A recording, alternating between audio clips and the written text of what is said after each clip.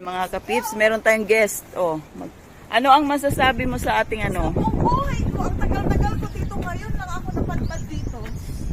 My goodness. Bakit naman ma'am? Bakit? Anong nangyari? Bakit ano? Hindi ko nga alam kung bakit ako napadpad dito. Ay, hindi ako napadpad dito. Ayan. So many years na. Ayun, nandito ka na. So enjoy the serenity, the scene.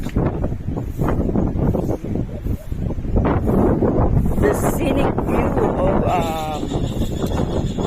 Boracay Mangrove. Halaka! Yeah.